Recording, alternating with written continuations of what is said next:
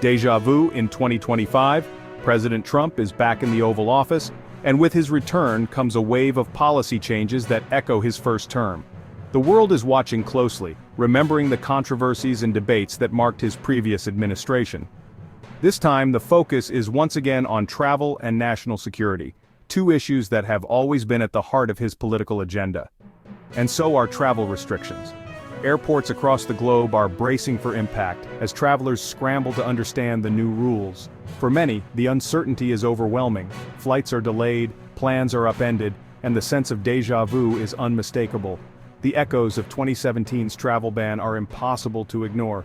But this time, the stakes feel even higher. This time, it's the Enhanced National Security Review Protocol, or as many are already calling it, Travel Ban 2.0. The official documents are dense, filled with legal language and new criteria for entry. Legal experts and advocacy groups are poring over every detail, searching for clarity and loopholes, while the administration insists this is a necessary step for national safety. Announced on June 3rd, the executive order immediately sent shockwaves worldwide. Newsrooms went into overdrive, with headlines dominating every major outlet.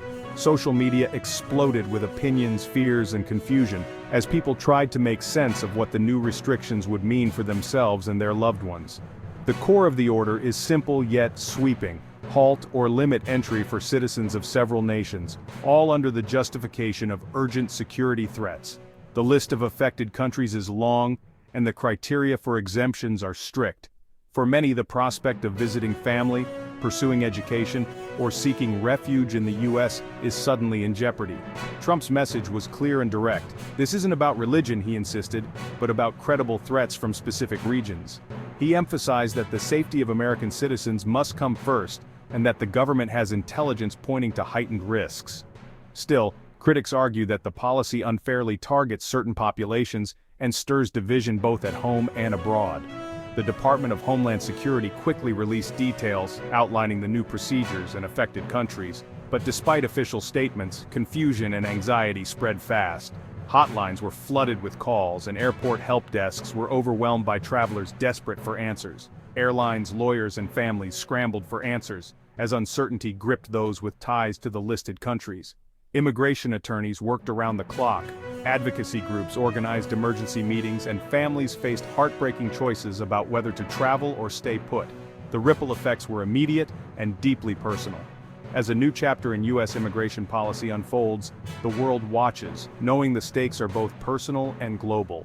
For some, it's a matter of safety and security. For others, it's about family, opportunity, and hope. The coming months will reveal how these new restrictions reshape lives, communities, and America's place in the world. Who's on the list? Let's break down exactly which countries are affected by the new travel order and what this means for millions of people around the world. The 2025 order suspends entry for nationals from 12 countries: Syria, Iran, Yemen, Somalia, Libya, North Korea, Venezuela, Afghanistan, Iraq, Sudan, Myanmar, and Eritrea. These countries are now subject to the strictest restrictions, with nearly all forms of travel to the United States halted. For citizens of these nations, the ban means that even those with previously approved visas or green cards may face additional hurdles, delays, or outright denials. Families are separated, students and workers are left in limbo, and refugees seeking safety are turned away at the border. Most visas are suspended and new applications are paused indefinitely. Embassies and consulates in these countries have stopped processing most requests, leaving thousands of hopeful travelers stranded and uncertain about their futures. The impact is immediate and deeply personal, affecting not just individuals, but entire communities. The administration cites terrorism, state sponsorship, and poor security cooperation as reasons for these sweeping measures. Officials argue that these steps are necessary to protect national security and prevent potential threats from entering the country. They point to intelligence reports and past incidents as justification, emphasizing the need for vigilance in an increasingly complex global landscape. 7 more countries, Pakistan, Nigeria, Russia, China, Turkey, Egypt, and Lebanon, face partial restrictions and enhanced screening. While not subject to a full ban, citizens from these nations encounter tougher requirements. Some visa categories, such as student or work visas, may be suspended, while others require applicants to undergo extensive background checks and interviews. For them, some visa types are suspended, others require extreme vetting. This means longer wait times, more paperwork, and a higher likelihood of rejection. Even those with legitimate reasons to travel, like visiting family or attending conferences, must now prove their intentions beyond a shadow of a doubt. The lists are reviewed every 180 days, so countries can be added or removed depending on changing security assessments and diplomatic relations. This periodic review process means that the situation is always in flux, and no country's status is ever truly secure. This shifting policy makes long-term planning difficult for travelers and families. People are forced to cancel trips, postpone reunions, and put their lives on hold, never knowing when or if the rules might change again. The uncertainty takes a heavy emotional toll, especially on those with loved ones caught on the other side of the border. Critics question the selection process, suggesting political motives may be at play. They argue that the criteria for inclusion are often opaque, and that some countries may be targeted for reasons unrelated to security. Human rights groups warn that the policy risks stigmatizing entire populations and undermining America's reputation as a land of opportunity. The result? A climate of uncertainty and debate over fairness and effectiveness. As the world watches, the conversation continues.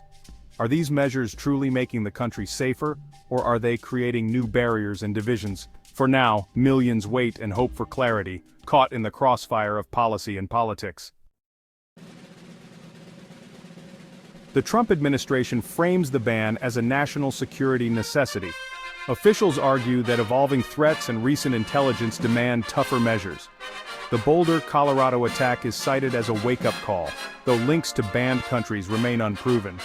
The administration claims the ban targets nations that don't share information or are hotbeds of terrorism. Partial restrictions on other countries are described as precautionary. Trump calls this a promise kept, putting America first and prioritizing safety. Supporters say it's about sovereignty, not discrimination. The official stance: tough choices are needed to keep threats out. Critics quickly denounce the ban as discriminatory and ineffective. Civil liberties groups argue it unfairly targets millions based on nationality, not individual risk. They question the vague intelligence and the Boulder attack's relevance. Many say broad bans alienate allies, damage America's image, and undermine security cooperation. Critics see the move as political, energizing Trump's base rather than addressing real threats. They point to the lack of clear evidence linking banned countries to recent attacks. The debate security versus civil rights with deep skepticism about the ban's true motives. The ban's impact is immediate and deeply personal. Students from affected countries face lost scholarships and interrupted studies. Families are separated, spouses, children, and parents left in limbo. Skilled workers and professionals risk losing jobs or missing critical opportunities. U.S. hospitals, tech firms, and universities feel the loss of global talent. Even urgent travel for funerals or medical care is blocked. The waiver process is slow and uncertain, leaving many stranded.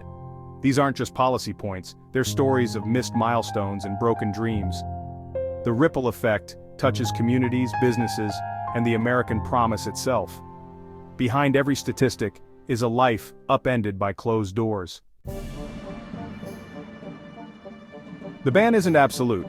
There are exceptions, but they're hard to get. Green card holders from banned countries generally aren't blocked, but face extra scrutiny. Waivers exist for diplomats, national interest cases, and some students or skilled workers, but approval is rare. High-profile athletes or cultural figures may get exceptions for major events.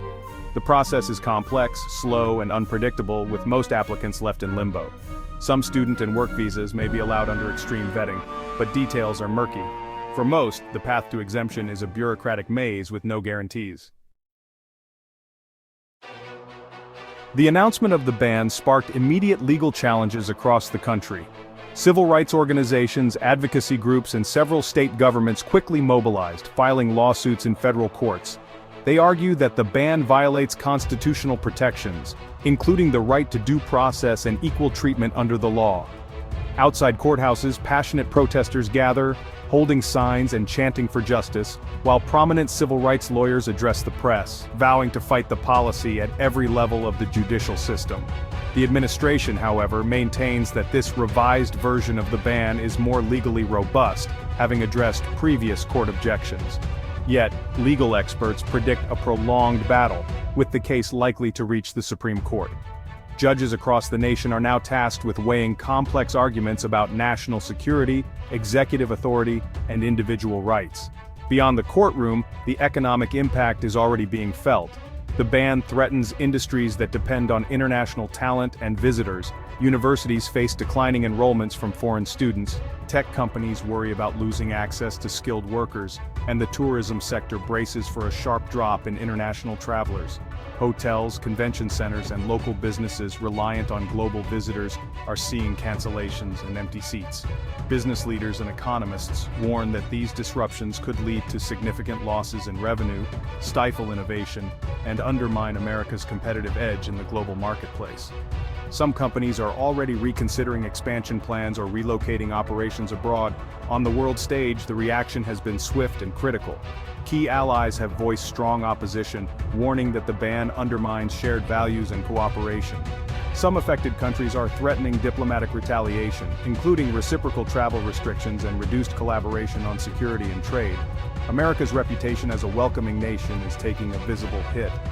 International students and skilled professionals are reconsidering their plans to come to the U.S., while global headlines question the country's commitment to openness and diversity. Diplomats warn that the long-term fallout could damage relationships built over decades. The ban could also trigger a cycle of escalating travel barriers worldwide, as other nations respond with their own restrictions. This risks making international travel more difficult and unpredictable for millions, affecting families, businesses, and cultural exchanges. As the world watches, America's soft power and global influence may suffer. The perception of the U.S. as a land of opportunity and freedom is being challenged, with students, professionals, and leaders abroad questioning whether the country remains open to the world's best and brightest. Ultimately, the stakes of this policy extend far beyond America's borders. The outcome will shape not only the nation's legal landscape and economic future, but also its standing and relationships on the global stage for years to come. Public opinion is sharply divided. Supporters praise Trump for prioritizing security using hashtags like America First and Secure Our Borders. They see the ban as overdue protection against threats. Critics rally online and in protests, calling the ban discriminatory and un-American. Stories of separated families and blocked students fuel opposition. Many question the evidence behind the ban and its effectiveness. Influential voices, professors, tech leaders, faith groups speak out against it. The debate is passionate, with both sides convinced they're defending America's future. The result, a nation more polarized than ever over who belongs and who decides. What's next? Legal battles and uncertainty will define the coming months. The ban signals a more unilateral security-driven U.S. approach. Ongoing reviews mean the policy could change, keeping everyone on edge. Globally, America's image shifts. Some see strength, others see isolation. Diplomatic ties and international cooperation may suffer. For families, students, and workers, the future is more complex and uncertain. The societal impact disrupted lives, polarized debate, and a redefined American identity. The 2025 travel ban is more than policy. It's a statement about America's direction in a changing world.